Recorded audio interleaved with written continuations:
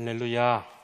오늘 참으로 좋은 날입니다. 여러분, 이 좋은 날 참 교회 잘 나오셨습니다. 하나님께서 오늘도 우리 모두에게 크신 은혜로 함께할 줄로 믿습니다. 할렐루야. 우리 한번 같이 인사하시죠. 사랑합니다.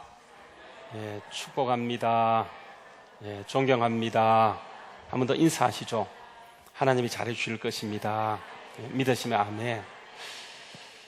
여러분, 얼굴들을 보니까 그 명절에 이렇게 고향들 잘 갔다 오시고 또 이렇게 편안한 얼굴도 보니까 참 무척 반갑고 참 좋습니다. 하나님의 크신 은혜가 오늘도 우리 모두 함께하는 놀라운 역사가 있기를 주의 이름으로 축원합니다. 어떤 그 주일학교 유치부에서 이 전도사님이 애들 대상으로, 유치부 학생들을 대상으로 설교를 하고 있었어요. 얘들아, 우리 예수님은 항상 웃는 얼굴이셔. 우리 예수님은 아주 사랑이 많은 얼굴이셔. 우리 모두가 예수님을 닮자. 그렇게 얘기했어요. 그랬더니 저 뒤에 앉아있는 꼬마가 갑자기 손을 들더니요, 뭐라고 얘기하냐면, 전도사님, 우리 엄마는 내가 아빠 닮은 것을 너무 좋아해요. 그래서 내 얼굴을 바꾸면 큰일 나요. 이렇게 얘기했다고 하는 거예요. 예, 여러분, 우리가 이제 얼굴을 바꾼다고 하는 것은요, 이게 힘들어요. 근데 여러분, 이게 뭐 육신적 얼굴을 말하는 것이 아니고 그 영적 얼굴을 바꾼다고 하는 것은 그 웬만한 그 내공을 갖지 않고는 불가능해요. 그런데 성경 말씀에 보게 되면 자기의 얼굴을 바꾼 사람이 있어요. 그 사람이 바로 스데반 집사님이신데, 사도행전 6장 15절 말씀에 보게 되면 그 공중에 앉은 사람 가운데 사람들이 다 스데반을 주목하여 보았더니 그 얼굴이 천사의 얼굴 같더라. 그렇게 말씀하고 있어요. 그의 모습과 얼굴이 바뀌었다. 그래서 우리 모두가 정말 예수 잘 믿어서 스데반 집사님처럼 점점 주님을 닮아가는 우리 모두 되기를 간절히 소망합니다. 여러분, 정말 지금 우리나라와 일본은 굉장히 지금 관계가 깊은 갈등 관계 구조 가운데 있는데, 문제라고 한다면 이게 점점 깊어지고 있다는 게 문제예요. 자, 이 책임이 누구한테 있는 것인가? 물론 우리에게도 책임이 없다고는 할 수 없어요. 그러나 절대적인 책임이 바로 누구한테 있는 겁니까? 일본에게 있다고 하는 거예요.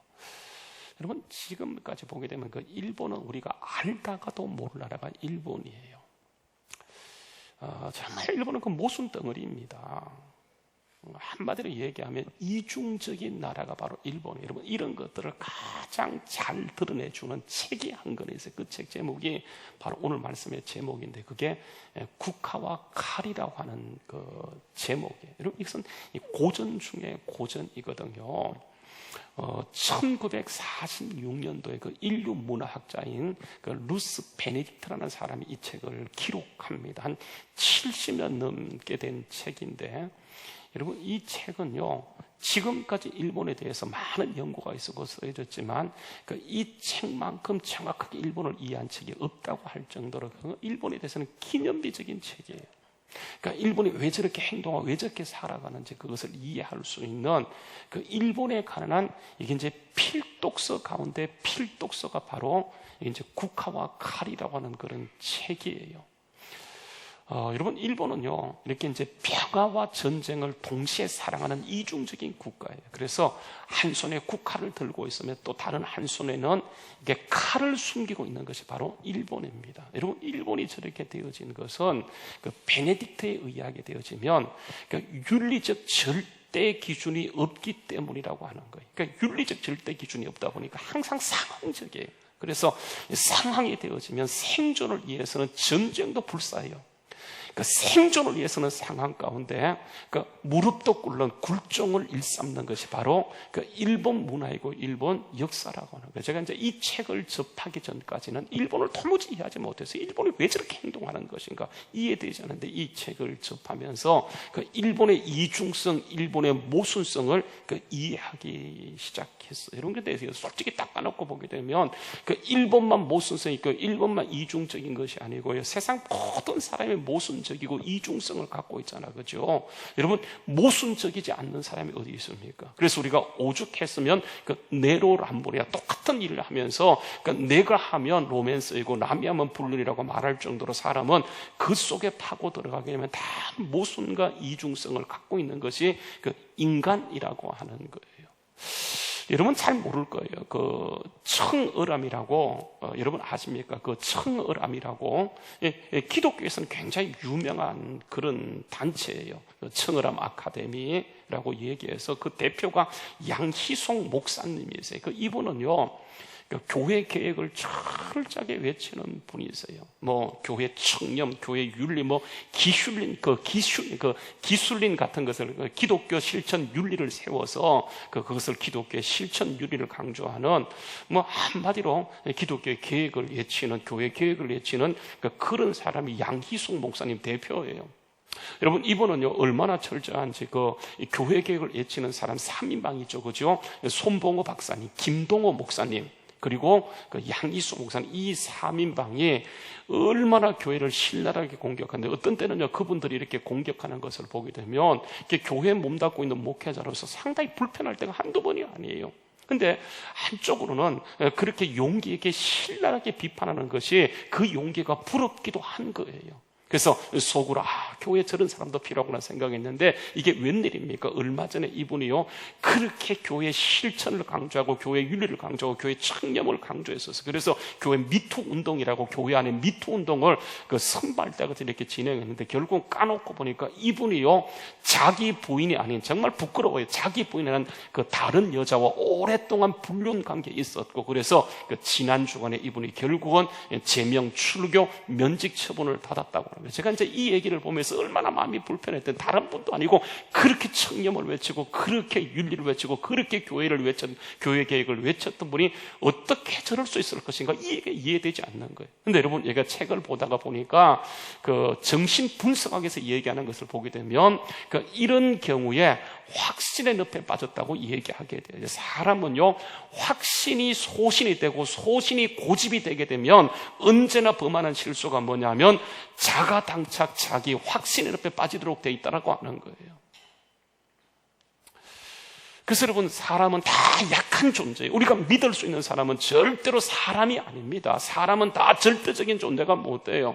여러분, 모세도 그렇게 완벽한 것처럼 보이지만 절대적인 존재가 되지 않고요, 다윗도 그렇게 정말 대단했지만 완벽하지 않았고, 그 엘리야도 여러분 절대로 완벽하지 않잖아요. 성경은 이 사실을 우리가 끊임없이 얘기해주고 있어요. 여러분, 야고보서 5장 17절 말씀에 보게 되면 그 엘리야는 대단한 사람이었고 정말 마른 하늘에 불을 내렸던 그런 사람, 그 기도함으로 3년 6개월 동안 비를 멈추고 기도하며 3년 6개월 만에 비를 내렸던 사람이지만 그 또한 우리와 성정이 똑같은 사람이다. 그는 절대로 완벽하지 못했다. 절대적인 인물이 되지 못했다. 우리가 믿고 신뢰할 분은 그 사람이 아니고 오직 한 분 하나님밖에 없다라고 하는 거예요. 그러면 여러분, 사람은 너무 강한 거 좋지 않습니다. 너무 완벽한 척하는 거 여러분 절대로 좋지 않는 거예요. 왜냐하면 그것이 결국은 자기 확신의 늪에 빠질 수 있는 가장 지름길이기 때문에 약한 가운데 주님을 바라보는 것, 이게 대단히 중요해요. 그렇지 못하게 되면 자기도 모르는 사이에 이중성의 모순, 이중성에 빠질 수밖에 없어요. 여러분, 오늘 말씀에 한번 돌아가서 보시게 되어지게 되면 여러분 51절 말씀인데요, 51절에 보게 되면 이게 누구의 말이냐면 그 스테반 집사님의 말이에요. 그러니까 목이 곧고 마음과 귀에 할례 받지 못한 사람들아, 너희도 너희 조상들과 같이 항상 성령을 거스린다, 그렇게 얘기하는 거예요. 말이 너무 세요. 그죠? 말이 좀 거칠게 나가는 것을 보게 되었어요. 여러분, 제가 생각할 때 이것은 정말 아니라는 생각이 들어요. 왜냐하면 여러분, 저렇게 세게 날 필요 없거든요. 여러분, 지금 이 말을, 이 공격을 받고 있는 사람들이 누구입니까? 이 사람들은 힘 있는 사람, 강한 사람이 저들을 자극해서 절대로 교회가 좋을 리 없어요. 근데 여러분, 이게 일개 집사라는 사람이 사도들도 가만히 있는데 지금 세게 나가는 이 일은 여러분 절대로 좋은 일이 아니에요. 이것은 바람직한 못한 일이에요. 여러분 생각해보세요. 이 교회 입장에서 얼마나 마음이 부담이 되겠습니까? 그러니까 마음이 불안해요. 정말 무리를 사르는 판을 걷는 것처럼 굉장히 마음이 불안해요. 그러니까 이런 것은 좋지 않거든요. 이것은 자칫 잘못하게 되면 자가당착에 빠질 수밖에 없는 것이고, 자기 모습, 자기 확신의 늪에 빠질 수 있는 가능성이 항상 가능성을 갖고 있기 때문에 저렇게 하는 것은 절대로 좋지 못하다라고 하는 거예요. 그런데 일개 집사가 저렇게 막 나가는 걸 볼 때 여러분, 교회가 얼마나 힘들고 어렵겠습니까? 여러분 생각해봐요. 지금 우리 사회를 보면서 우리 사회를 한마디로 규정한다라고 한다면 확신의 늪에 빠졌다는 생각이 들지 않습니까? 남은 공격하면서도 결국은 자기가 더 나쁜 짓을 하는 것이 지금 우리가 살고 있는 우리 그 사회의 문화이지 않습니까? 여러분, 이런 모습이 교회 안에 있다. 그것도 가장 성령 충만했던 초대 교회 안에 이런 모습이 드러나고 있다. 여러분, 이게 얼마나 불편한 사실이겠습니까? 그러니까 이런 사실을 접하게 될 때 이 교인들이, 교회가 얼마나 힘들고 어렵겠냐라고 하는 거예요. 여러분, 왜 그렇습니까? 왜 지금 스테반 집사님이 자기도 문제가 많은 사람이면서도 왜 저렇게 거칠고 강하게 막 나가고 있는 것인가? 지금 스테반 집사님이 뭔가 자기 확신 가운데 빠졌기 때문에 지금 저렇게 하는 것이겠습니까? 아니에요. 절대로 아니에요. 택도 없는 소리예요. 자기 확신에는 근처도 가지 않습니다. 여러분 보세요. 사람들이 언제 자기 확신의 늪에 빠지는지 아십니까? 어떤 나라가 자기 확신의 늪에 빠지는지 아세요? 절대 기준이 없을 때, 상황적일 때, 절대 기준이 없게 되면 언제나 상황적이에요. 그때 빠지는 것이 뭐냐면 이게 확신의 늪에 모순의 이중성에 빠지게 돼요. 여러분, 교회는 그렇지 않습니다. 하나님께서 절대 기준을 주셨어요. 여러분, 그 절대 기준이 뭔지 아십니까? 바로 예수 그리스도예요. 여러분, 이 예수님이 천지 만물을 창조하잖아요. 그렇죠? 그 예수님이 세상을 만드세요. 여러분, 요한복음 1장에 가서 보게 되면 요한복음 1장 1절에 그러니까 태초에 말씀이 계시니라 이렇게 하는 거예요. 여러분, 이 태초에 계신 말씀이 누구입니까? 바로 예수 그리스도예요. 예수 그리스도. 여러분, 여기에 태초라고 하는 것은 창세기 1장 1절의 태초하고 달라요. 창세기 1장 1절의 태초는 이게 세상이 만들어질 때 그때 태초라고 한다면, 요한복음 1장 1절의 태초는 세상도 있기 전 영원 전 상태를 태초라고 얘기하는 거예요. 이것을 아르케라고 얘기해서 영원 전부터, 세상이 만들어지기 전부터 있었던 분이 바로 말씀이에요. 그분이 하나님이세요. 이 말씀이 누구냐면 예수님이세요. 이 말씀이 하나님과 함께 계셨고, 이 말씀이 곧 누구라고 얘기하냐면 하나님이시라고 얘기하는 거예요. 그러니까 그가 태초에 하나님과 함께 계셨고, 만물에 지어진 모든 것이, 넘기세요. 예. 또 넘기세요. 한번 읽어보죠. 3절 말씀. 자, 시작. 만물이 그로 말미암아 지은 바 되었으니 지은 것이 하나도 그가 없이는, 예수님이 없이는 된 것이 없다. 이 세상에 모든 존재하는 모든 것, 만들어진 모든 것이 말씀이신 예수님이 만들고 창조했다라고 하는 거예요. 근데 보세요. 이 말씀이신 예수님, 능력이신 예수님이 이 땅에 오시는데, 여러분, 능력의 말씀 그 자체로 오면 얼마나 좋겠습니다만은, 그분이 오실 때 이게 변형되어 오세요. 어떻게 오셨냐면, 이런 말씀이신 그분이 세상을 만드시고 이 세상 가운데 오실 때, 요한복음 1장 14절 말씀에 보게 되면 말씀이 말씀으로 오시지 않고 말씀이 변형되어서 육신이 되어 우리 가운데 오셨어요. 다시 말하면 우리와 똑같은 모습으로, 연약한 모습 그대로 오시는 거예요. 만약에 그분이 하나님의 모습으로 오셨으면 누가 그분을 받아들이지 않겠습니까? 다 받아들이지만은 그 말씀이신 하나님이 이 땅에 오실 때 능력으로 말씀으로 오신 것이 아니고 우리와 똑같은 육신의 모습을 가지고 이 땅에 오시는 거예요.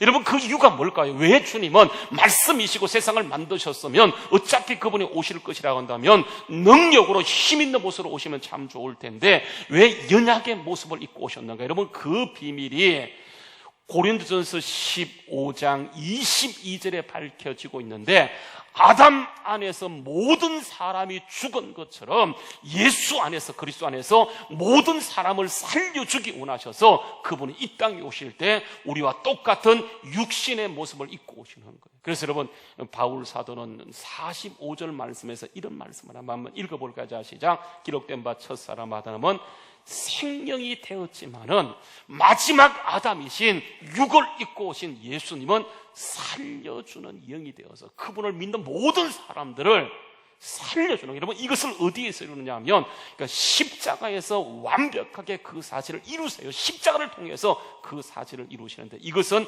바로 구약을 통해 예언된, 모든 예언자, 모든 사람이 예언했던 그 사실을 이루는 것인데, 마태복음 8장 7절 말씀에 보게 되면 이렇게 되어진 것은 선지자 이사를 통하여 하신 말씀을 이루기 위함인데, 친히 그분이 우리의 연약함을 담당하시고 우리의 질병을 담당하셨다는 것을 이루기 위하셔서 예수님은 이 땅에 오실 때 말씀 그대로 올 수 있지만은 친히 연약의 몸을 입고 이 땅에 오셨더라고 하는 거예요. 여러분, 가장 이 말씀의 중요한 것은 친히예요. 친히. 이는 선지자 이사를 통하여 말씀하심에 우리의 연약함을 친히 담당하기 원하셔서 그분이 연약의 몸을 입고 이 땅에. 여러분, 이게 뭐냐면 하나님의 신배예요. 하나님은요, 연약으로 연약을 때리잡는 거예요. 십자가로 모든 것을 완성하세요. 그래서 예수님이 십자가에 돌아가시면서 그 마지막 남겼던 그 말씀 기억하십니까? 다 이루었다. 하나님의 모든 계획, 인간의 모든 구원의 계획은 어디에서 끝장내냐 하면 십자가에서 다 이루시게 되어져요. 이게 비밀이에요. 그 비밀을 하나님이 어디에 숨겨두시냐면 그 십자가 앞에 숨겨두세요.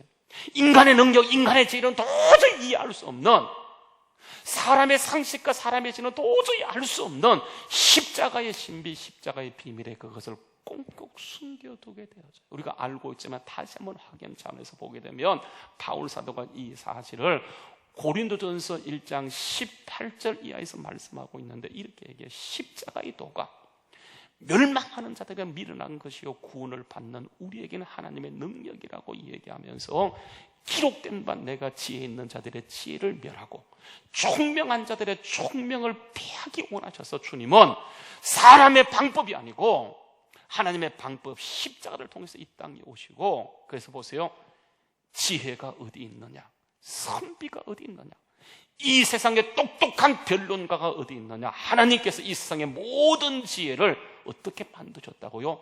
미련하게 만드는 거예요. 그래서 사람의 상식, 사람의 지혜, 사람의 능력, 사람의 이력을 가지고는 도저히 십자가를 깨달을 수 없어요. 그래서 하나님의 지혜에 있어서는 이 세상이 자기의 지혜로 하나님을 알지 못함으로 하나님께서 그것을 뭘 통해 나타내냐면 그 전도에 미련한 것을 통해서 믿는 자들을 구원하기를 원하셨고 기뻐하셨다고 하는 거예요. 왜 그러냐 하면 사람들은 멋있는 것 찾아야 표적구하고 이방인들, 헬라인들은 지혜를 찾아나 우리는요 뭘 의지하냐면 오직 십자가예요. 그래서 우리는 십자가에 못 박힌 그리스도를 전하니 유대인은 끄리끼는 것이고 이방인은 미련한 것이로되 오직 한번 읽어볼까요? 시작. 오직 부르심을 받은 자들에게는 유대인이나 이방인, 헬라인 가릴 것 없이 그리스도 예수가 하나님의 능력이요 하나님의 지혜예요. 그 오직 예수밖에 없어요. 하나님은 이 예수를 통해서 모든 것을 이루셨고 그것을 십자가의 비밀 속에 깨닫고 감춰두셨기 때문에 십자가를 이해하지 않고는 이것은 어느 누구도 이해할 수 없어요. 여러분, 하나님께서 이렇게 하신 이유가 있는데 고린도서 1장 29절 말씀에 이렇게 합니다. 한번 읽어볼까요? 시작. 이는 아무 육체도 하나님 앞에서 자랑치 못하는 거예요. 내가 뭘 해서, 내가 어떻게 해서 구원받은 것이 아니고 오직 주님의 은혜라고 하는 사실을 고백하고 하나님만을 자랑하도록 하기 위해서 그 주님께서는 세상의 방식인 하나님의 방식 십자가를 통해서 우리를 구원하기를 기뻐하셨다고 하는 거예요. 아무도 깨닫지 못해요. 여러분, 그래서 이것을 깨닫게 하기 위해서 하나님께 많은 장치들을 주셨는데 그게 뭐냐 하면 이 예수님을 십자가, 예수님을 보내시면서 그 예수님을 드러내고 증거하도록 여러분 세운 사람이 바로 세례요한이에요. 요한복음 1장 4절 말씀에 보게 되면 이렇게 얘기합니다.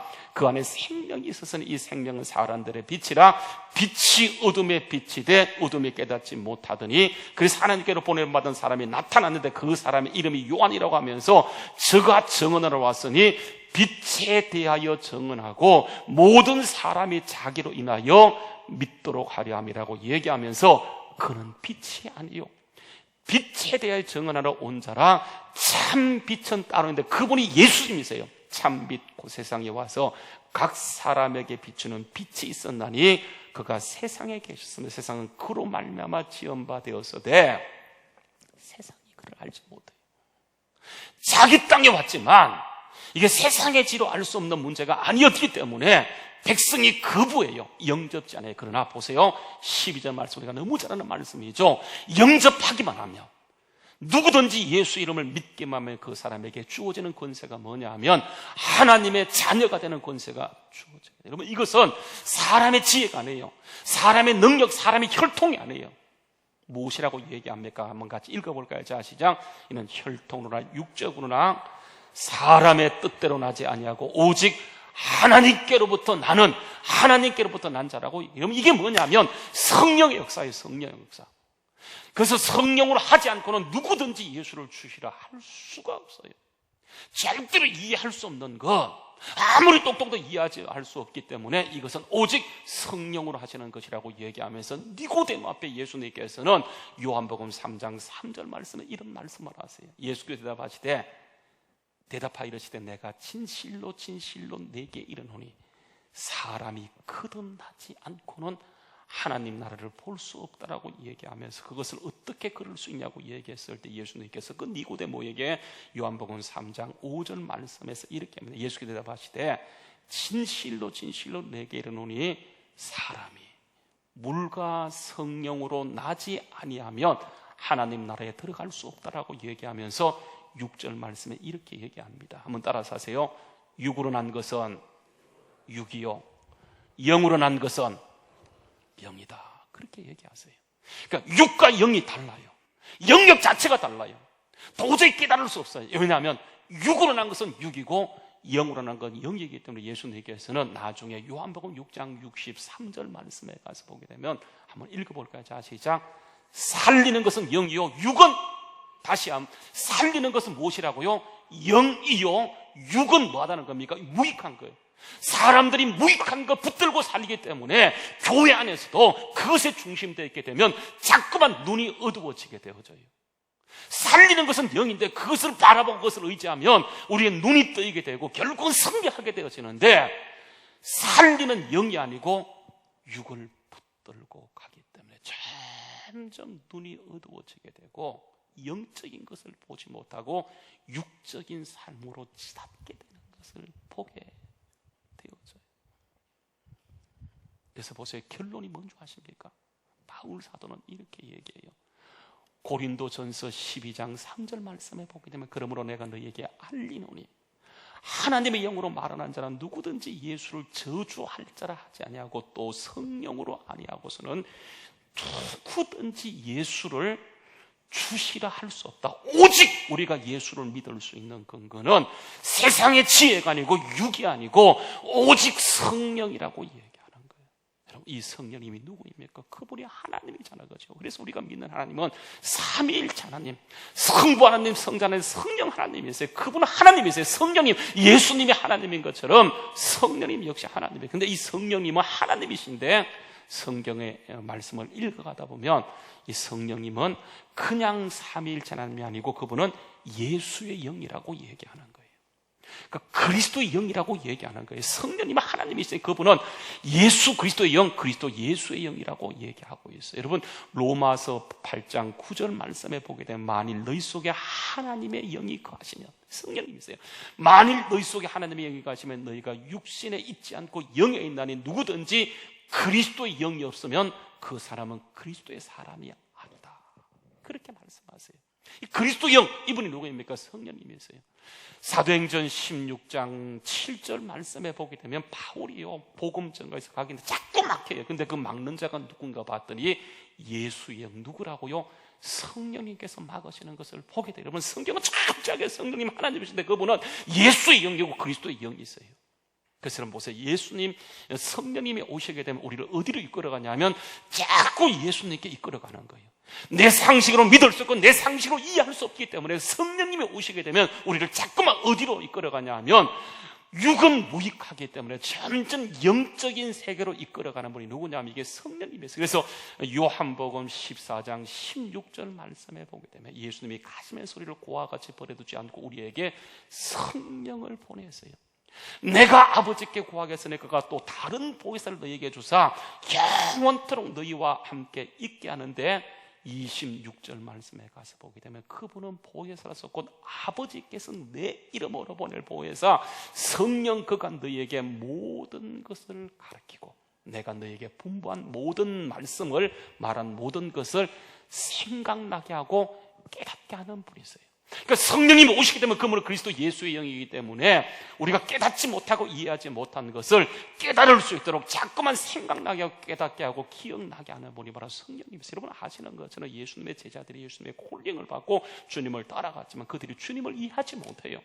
주님 말씀을 제대로 이해하지 못하지만 그들이 언제 깨닫게 되냐면 예수님이 십자가에 못 박혀 돌아가시고 부활하고도 깨닫지 못하다가 그분이 가시고 기도하다 성령 받는 그 순간부터 말씀이 이해되고 능력 있는 삶을 살아갔던 것처럼 누구든지 성령으로 하지 않고는 절대로 이 복음의 신비를 깨달을 수 없기 때문에 성령님이 오시게 되면 그분이 하는 것은 자의로 그분이 우리의 삶을 이끌어가는 것이 아니고 말씀의 근거에서 예수님이 증거했던 말씀의 근거에서 우리의 삶을 자꾸만 영적으로 이끌어가게 되어져요. 그래서 여러분 예수님께서는 요한복음 15장 26절 말씀에 보시면 이런 말씀입니다. 한번 같이 읽어볼까요? 자, 시작. 내가 아버지께로 너에게 보낼 보혜사 곧 아버지께부터 나오시는 진리의 성령이 오실 때에 그가 누구를 증거해요? 예수 증거한다고 하는 거예요. 그래서 이 성령님은 철저하게 예수의 영이 있어요. 그리스도의 영이 있어요. 그분이 오시게 되면 우리를 어디로 이끌어가냐 하면 날마다 예수님께로 영적인 삶을 살 수 있도록 점점 예수님께 더 가까이 가게 하는 거예요. 그래서 여러분 성령의 인도하심을 받게 되면 육적인 사람이 영적인 사람이 되어지고 영적인 사람은 날마다 예수 앞에 달려갈 수밖에 없다라고 하는 거예요. 왜냐하면 그분은 철저하게 성령의 사람이에요. 여러분 오늘 말씀에 스테반 집사님 보세요. 그를 스테반 집사는 한마디로 딱 정리하면 여러분 스테반 집사는 어떤 사람입니까? 성령의 사람이에요. 철저하게 성령 충만한 사람. 스테반 집사님은요 사도행전 6장과 7장에 유일하게 나오는 사람이에요. 근데 그 스테반 집사님을 성경은 어떻게 평가하고 있냐면 일개 집사가 아니에요. 성경은 철저히 어떻게 평가하고 있냐면 그는 성령의 사람이다. 사도행전 6장 5절 말씀 보세요. 무리가 이 말을 기뻐하여 믿음과 성령이 충만한 사람 누구라고 얘기합니까? 스테반 이렇게 얘기하는 거예요.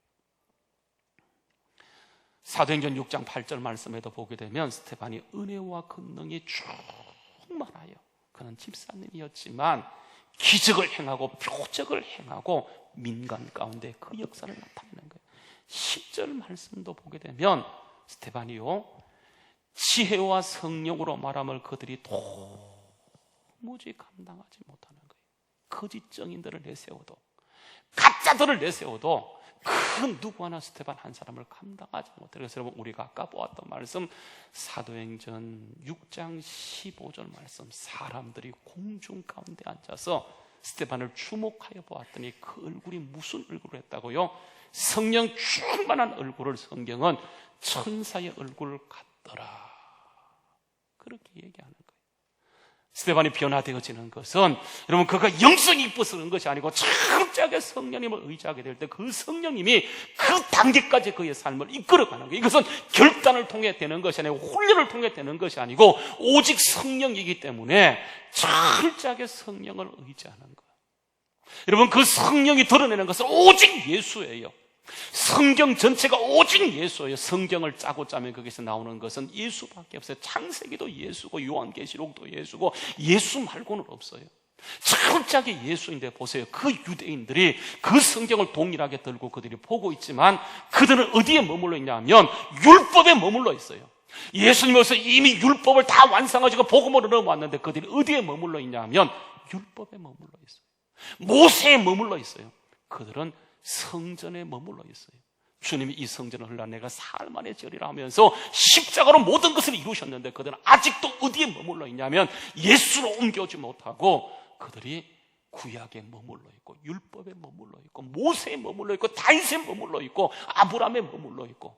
근데 보세요, 똑같은 한 시대를 살아갔지만 그가 이렇게 옮겨올 수 있는 거 오직 예수를 주장할 수 있는 것은 그 비결이 스테반이 뛰어나서 그런 것이 아니고 성경은 얘기합니다. 그가 성령 충만한 사람이었다. 그래서 보세요, 51절 말씀에 이렇게 얘기합니다. 자기 말을 듣고 있는 사람들에게 목이 곧고 마음과 귀에 할례 받지 못한 사람들은 너희도 너희 조상들과 같이 항상 뭘 거스린다고요? 성령을 거스린도다. 그 성령님이 전가한 분이 예수인데 그들은 아직도 율법에 머물러 있고 아직도 구약에 머물러 있고 아직도 사람에게 머물러 있기 때문에 예수를 만나지 못했어요. 이렇게 보세요. 스데반이 그들이 너희가 항상 성령을 거스린다고 직설을 가게 될 때 여러분 그들이 얼마나 마음에 불편했던지 54절을 읽었던 말씀에 보게 되면 이 말을 듣고 그 사람들이 불편해서 마음이 찔려 그를 향하여 이를 갈게 될 때 스데반 집사님 보세요. 그들을 바라보는 것이 아니고 성령 충만하여. 그래서 여러분 스데반 집사님 오늘 성경 말씀에 보게 되면 그의 이름이 나오는 그곳에는 항상 그의 이름과 함께 성령에 충만했다, 성령에 이끌림 받았다, 성령을 따라갔다, 성령의 사람이었다라고 하는 것을 계속 말씀하고 있어요. 여러분 성경을 잘 보게 되면요 초대교회가 시작되어지고 12사도가 있어요. 베드로를 비롯한 12사도가 있어요. 120문도가 나옵니다. 그러나 여러분 복음의 정통성은 잘 보십시오. 이게 베드로가 아니에요. 요한이 아니에요. 누구를 통해 흘러가냐 하면 복음의 정통성은 스데반을 통해 흘러가는 것을 보게 되어져요. 여러분 베드로라는 사람은 우리가 굉장히 환상을 가지고 봐서 그런데 굉장히 인간적인 사람입니다. 사도행전 10장에 보게 되면 예수님께서 이 복음이 유대 땅에 머물러 안타까워해서 이방인에게 옮기기 위해서 사용했던 사람이 베드로예요. 스데반이 이미 죽었기 때문에 사도행전 10장에 가게 되면 베드로를 사용하기 위해서 그에게 환상을 보여줘. 여러분 그 환상이 다 아시잖아요. 그렇죠? 베드로가 배고파 비몽사몽간에 기도하고 있을 때 환상이 보이는데 하늘에서 보자기가 내려와요. 바구니가 내려와요. 그 안에 보니까 온갖 각종 기는 동물들이 내려옵니다. 하나님께서 말씀합니다. 잡아먹으라. 잡아먹으라. 잡아먹으라. 3번씩 얘기하는데 베드로는 뭐라고 얘기합니까? 주님 그럴 수 없습니다. 내가 이런 것을 어려서부터 먹지 않았다고 하면서 정확한 자기 기준이 갖고 있어요.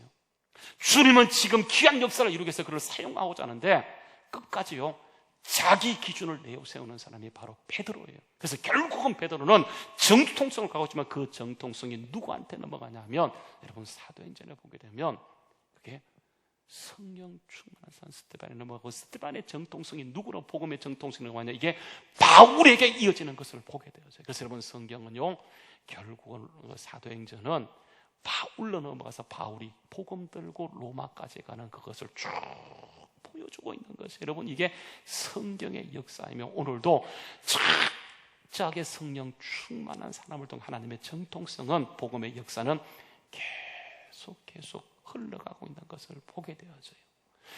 우리에게는 명확한 기준이 있어요. 그러면 그 기준이 누구 있냐면 예수 그리스도 있어요. 영원한 원칙 되시는 예수님 그 성령의 충만함을 통해서 이루어가기 때문에 그 성령의 이끌림 받기 위해서는 끝까지요 예수 바라보는 것 가장 중요해요. 사람은 모순 있을 수 있어요. 이중성 있을 수 있어요. 확신의 늪에 빠질 수 있으려면 거기에서 벗어날 수 있는 유일한 것은 우리에게 명확한 기준 예수님을 주셨기 때문에 끝까지 예수님 바라볼 때 모순이 물러가고 이중성이 물러가고 확신의 늪이 물러가게 되고 오늘도 하나님의 크신 역사가 우리를 통해서 명확하게 일어나게 될 줄로 믿습니다. 이런 믿음은요 다른 것이 아니에요. 끝까지 예수 바라보는 것. 여러분 이게 예수 바라보고 나가는 게 굉장히 힘들고 어려워요. 왜냐하면 끊임없이 우리에게 들어오는 것이 예수 아닌 다른 것이 들어오기 때문에 그게 사단의 역사에 거기에서 우리가 끝까지 예수 바라는 거예요. 그래서 성경의 사람들 완벽한 사람 없어요. 문제투성이었고 모순덩어리였고 이중성의 사람이었지만 그들이 거기서 벗어날 수 있는 것은 끝까지 예수 바라봤던 사람을 하나님이 그를 통해서 이루시고 강력한 역사를 이루어갔던 것을 보게 되죠. 그래서 믿음은 다른 것이 아니고요 문제가 있지만 거기에서 예수 바라보는 것. 주님이 이 교회 가운데 우리를 통해서 이루시고자 하는 것은 끝까지 예수 바라보는 사람에게 성령을 통해서 오직 예수님 전가하는 주님의 계획이기 때문에 이 시간 이 교회 우리 교회가 나갈 방향은 끝까지 예수 바라보는 것. 여러분 이게 가장 중요해요. 스데반 집사님 보세요. 유혹이 들어와요. 회유가 들어옵니다. 거짓 증인들이 진짜 그냥 별일을 다 이렇게 그러나 타협하지 않고 예수 바라보길 때 그 앞에 하늘이 열리고 신약의 최초의 순교자로 영광 가운데 주님께 안기는 그 역사 그 은혜를 그가 경험하게 되어졌다라고 하는 거예요. 여러분, 끊임없이 사단은요, 우리가 영적인 삶을 살지 못하도록 계속 회유합니다. 교회 안에 엄청난 공격들이 있었어요. 초대교회 때요, 그들이 예수 붙들고 승리해요. 로마를 무너뜨려요. 결국은 승리하지만 보세요, 기독교가 공인되어지고 가장 먼저 한 일이 뭔지 아십니까? 그들이 예수를 버려버리는 걸 하게 돼요. 그들이 기독교가 딱 공인되는 순간 지하에서 올라오게 되어지면 예수를 버리게 되어져요. 그래서 보세요, 캐톨릭의 구원관이 뭔지 아십니까? 예수가 아니에요, 인간입니다. 너희가 열심히 살면, 너희가 공덕을 많이 쌓으면, 너희가 공덕을 많이 쌓으면, 캐톨릭의 구원관은 그래서 예수가 아니고요, 예수를 얘기하지만 결국은 인간이에요. 우리가 열심히 기도하면, 열심히 성경 읽으면, 열심히 착한 일 하면 굉장히 좋은 일 같지만, 여러분, 거기에 함정이 뭐냐 하면 완전히 내가 부인되어지고 육은 무익하기 때문에 오직 예수 의지해야 되는데, 어느 순간에 그 자리에 예수가 아니고 사람이 올라가면서 열심히 전도하면, 열심히 기도하면, 열심히 성경 읽으면, 여러분, 이게요 사단의 함정이 아닙니다, 여러분. 그래서 캐톨릭이 범한 실수가 뭐냐 하면 공덕 사상이에요. 그래서 열심히 빌고, 열심히 헌금하고, 열심히 노력하면 결국 구원받는다고 생각해서, 그래서 나온 곳이 뭐냐 하면 여러분, 연옥설이에요. 사람은 다 죽으면 연옥에 가는데, 세상에 있는 사람들이 그를 위해서 열심히 기도해주면 헌금이 딱 떨어지는 순간 그 헌금의 땡그랑 소리와 함께 그 영혼이 어디에 간다고요? 천국에 들어간다라고 얘기했더니, 이게 뭐냐 하면 캐톨릭의 공덕 사상이에요. 심각하게 변질돼요. 그래서 여러분, 이 교회가 이건 아니라고 생각해서 개혁한 것이 뭐냐 하면 이게 프로테스탄트예요. 개혁교회예요. 루터가 캐톨릭의 신보였지만 아무리 열심히 해도 구원의 확신이 없는데, 어느 순간에 그가 성경을 강의하다가 로마서를 딱 보니까 거기에 이거는 인간이 아니고 전적인 하나님의 은혜예요. 그 성경을 읽고 깨닫게 되어지면서 그가 성경을 번역하고 결국은 약한 그 루터가 종교개혁을 감행하게 돼요. 수많은 생명이 이 위에 있었지만 하나님은 끝까지 그를 지키시고 승리케 하셨어요. 그래서 여러분, 종교개혁의 모토가 뭔지 아십니까? 한번 따라서 오직 은혜, 오직 성경, 오직 믿음. 이게 3대 모토예요. 솔라 그라티아, 솔라 스크립티라. 그래서 여러분, 오직 은혜, 오직 말씀, 오직 여러분 믿음이에요. 네, 보세요. 이렇게 나왔던 우리 기독교 안에 어느 순간에요, 뭐가 들어오냐 하면 인간의 공덕이 들어오기 시작해요. 그래서 여러분, 종교다원주의가 들어보셨습니까? 종교다원주의. 그렇죠? 열심히 일하게 되면, 열심히 최선을 다하게 되면 기독교만 구원이 있는 것이 아니고 다른 종교도 구원이 있을 수 있다. 여러분, 이게 종교다원주의. 왜 그런 이론이 나온지 아십니까? 왜냐하면 인간은 타락할 때 완전 타락한 것이 아니고 부분 뭔가 남았다고 생각, 그 남아 있는 것을 가지고, 그러니까 기독교를 통해서 쉽게 구원받을 수 있지만, 그러나 다른 종교도 뭐가 남아있기 때문에 그것을 열심히 갈고 닦고 수양하게 되면 그들에게도 구원이 있다라고 하는 그런 사상들이 나오게 돼요, 여러분. 그러나 어디에 성경을 봐도 완전히 인간에게 하나님의 은혜가 임하기 전까지는 절대로 구원을 받을 수 없기 때문에 끝까지 예수 바라보는 거예요. 이게 뭐냐면 우리의 싸움이고 우리가 달려갈 길이라고 하는, 이런 바울 사도가 이것 때문에 그가 감옥에 갇히고 이것 때문에 왜 맞지만 그는 이것을 포기했지 않아요. 그래서 여러분, 갈라디아 6장 14절 말씀에서 그는 이런 고백을 합니다. 한번 찾아보세요. 갈라디아 6장 14절 말씀이에요. 갈라디아 6장 14절 말씀요. 갈라디아 6장 14절 말씀입니다. 한번 읽어보시죠. 갈라디아 6장 14절 말씀 한번 읽어봅시다. 자, 시작.